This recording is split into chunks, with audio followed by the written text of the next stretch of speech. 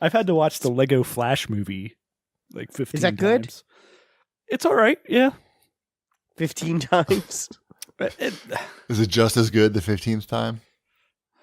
You really catch some stuff you didn't catch the 14th time through. The Right. double, all the deep. Got the reverse metaphors Flash and in there. Nice. They're doing the time traveling stuff, paradox stuff. Do they mention the Speed Force? Yes, there's a lot of Speed Force. They go to, I don't know, Speed Force Land or something. The Speed Force Zone. The Speed Force Is the Zone. Flash's mom there? No, there's no parents. No, dead mom. Sometimes she's in the Speed Force. Not when the And I think that would be appropriate for a children's Lego movie. They could pull it off. Mm-hmm. That sounds pretty good. I watched Jumanji, the new Jumanji. That's a good movie. The new one. Yeah, it's a good movie. It was fun.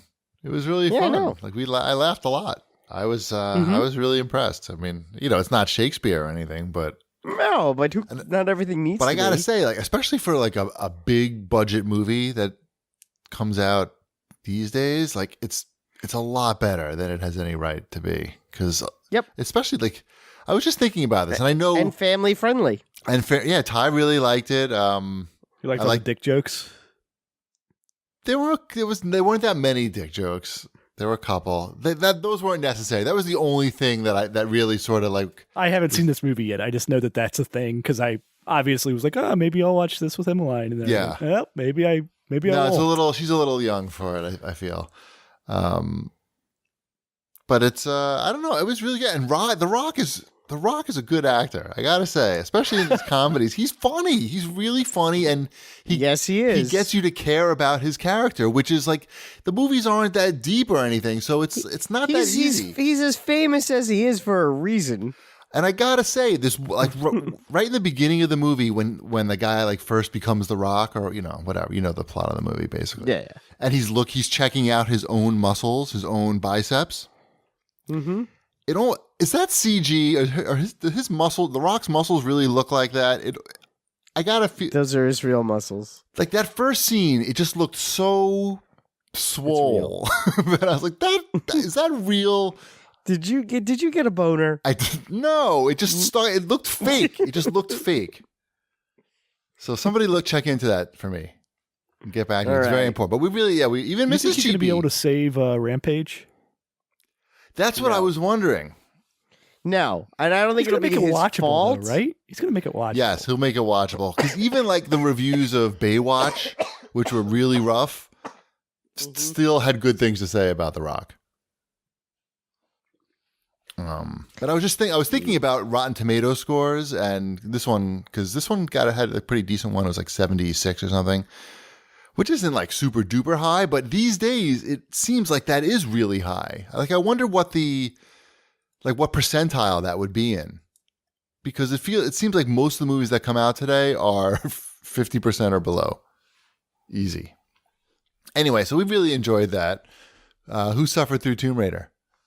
Speaking of 50% or below, Right. coming in at a 49% currently, I guess. I went and saw Tomb Raider when it came out last week. Yeah. Because I like Tomb Raider. Sure. It's watchable. It's about the best you can say about it. Like, it's really weird because what's her name? Alicia Vikander, something like that. Is that her name, Wombat? Alicia Vikander, yeah. She's quite good. And then it feels like they just like went with the most boring casting ever for every other character.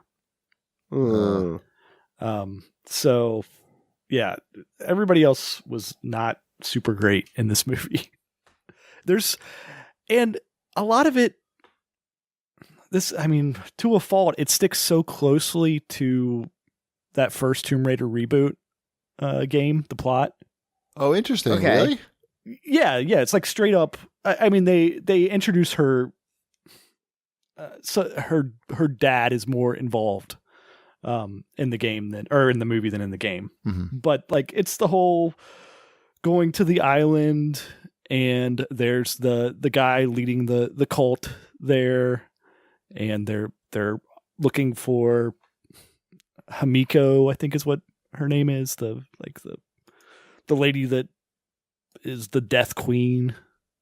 The Death Queen. Yeah, the Death Queen. Yeah. The Death Queen. Yeah. So it has like so many scenes are just lifted like straight out of the game. Like she's climbing along the an airplane that has crashed over top of a waterfall. And even like the grips that she's holding onto have like that white paint on them that signify that she can grab onto them. Oh, wow. So like they really like went down to like, clearly they studied the game and like pulled stuff directly from the game.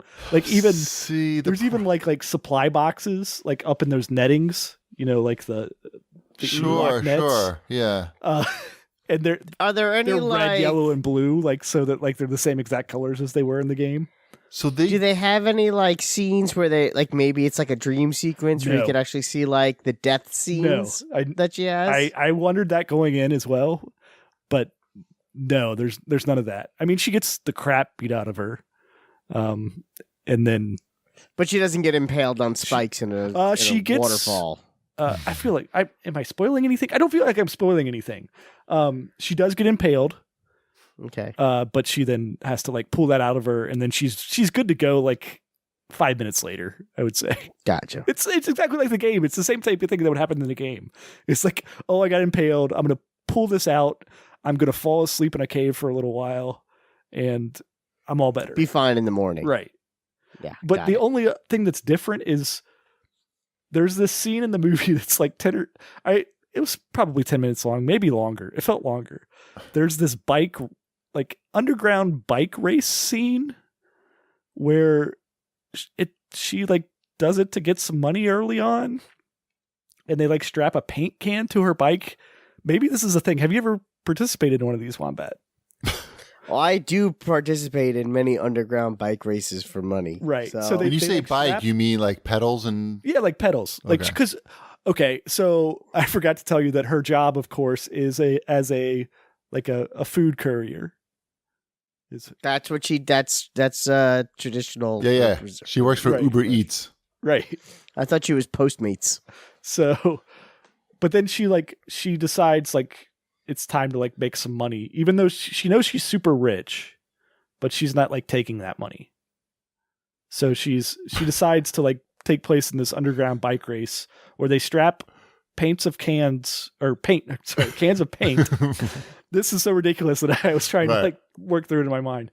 And then they like puncture a hole in the side of that can, and so that it like spills paint out where she is like riding her bike. And she gets like such a minuscule head start. Like it's like count to 3.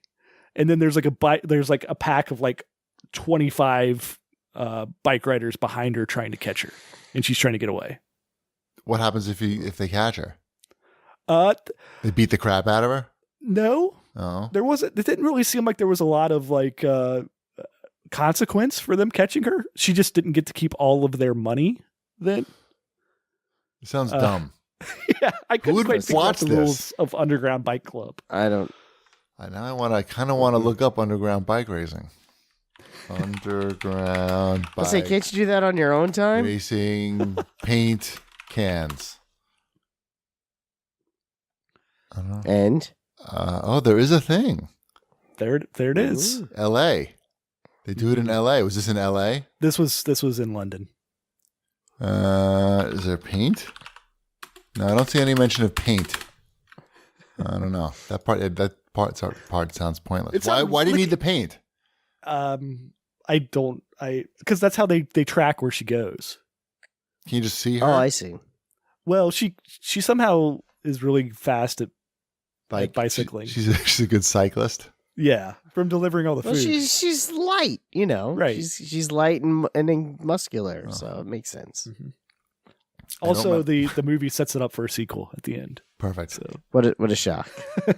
Right, she's going to be a self-driving car in the next movie. It's so weird because it was like this movie, like it looks so much better than the old Tomb Raider movies, but it just like it's so joyless. Like there's nothing like other than like, yes, you made this movie that's exactly like the video game. There's like nothing redeeming about this movie. It's interesting because later we're going to talk about Far Cry. I think it's interesting that in the Tomb Raider movie, they tried to take the game story and put it in a movie, and people are sort of upset that they didn't take a movie story and put it into Far Cry. But we'll talk about that later. We'll get to that later. Yeah. What else we got here and watch this, bitches? I watched one of the crappy movies that I watched on Monday was Game Over Man, which is the Workaholics original movie. I mean, it's not an actual Workaholics movie, but it's all the guys from Workaholics in a movie that went straight to Netflix, or I think they made it for Netflix. I guess I shouldn't be so condescending. And I watched that, and I am not going to say it's a good movie, but boy, would I be... To watch your face watching this movie would be worth it. Either one of you. Who? Why? Because it is. I don't want to spoil anything. Well, just tell me what is it? I don't understand what it is other than like a quote. It's a comedy about three housekeepers at a hotel, played by the three guys from Workaholics, who, while they're there to be at night to be waiters at a private function, and when they're in the elevator going down, basically a guy comes up and holds the party that's at the hotel hostage, and then it's kind of like a Die Hard scenario. Okay. It's Workaholics meets Die Hard. Okay, that's the elevator pitch. But it's gross. It's like it has like gross out humor, fart jokes. It has some gross out humor. Yeah, I don't. It's not my favorite. And the gross out humor is gross. Is it like... And Daniel Stern's in it. Like on the same level of... What was that movie we saw at E3? Dictator? With Sacha Baron Cohen? It might be a... Or like Borat. Gross out wise, it's probably a step up from that. Wow. More gross, but not as funny. So you can take that with however you want to take it. Okay. Mm-hmm. Cool. Yes. Also, I just want to give a plug because my friend has his directorial debut is coming to Netflix on Friday. Oh, what is it? So it's called Happy Anniversary, and it stars Ben Schwartz and Noel Wells. And it's going to be on Netflix on Friday. Cool. And my friend wrote and directed it, and it's his first movie, his first directing. He also wrote the Lego Batman movie. Wow. So I've seen that. Yeah, I was going to say, so you've seen things he's done. I've seen that a lot of times. Yeah. I've seen things that he's done a lot of times. He wrote that. He wrote Lego Ninjago. I've seen that a lot of times. And he is a script consultant for Wreck-It Ralph. So you've probably seen that one a lot too. Not as much as anything that says Lego before it.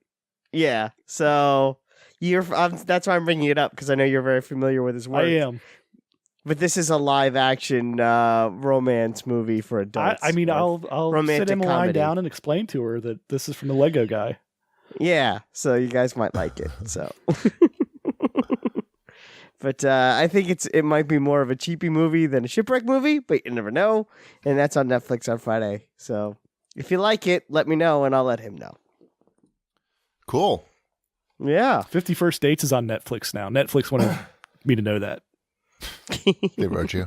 They wrote me an email to tell me that 50 First Dates is now on Netflix. They just let me know when there's a new episode of the Joel McHale show, which I know it's on Sundays. They don't have to remind me every week. You're on it. You like that show? It's like I do. Talk soup. It's the soup. It's the soup, but on Netflix. I liked it then. I like it now, and I could download it so I can watch it on the train. Everybody wins. Perfect.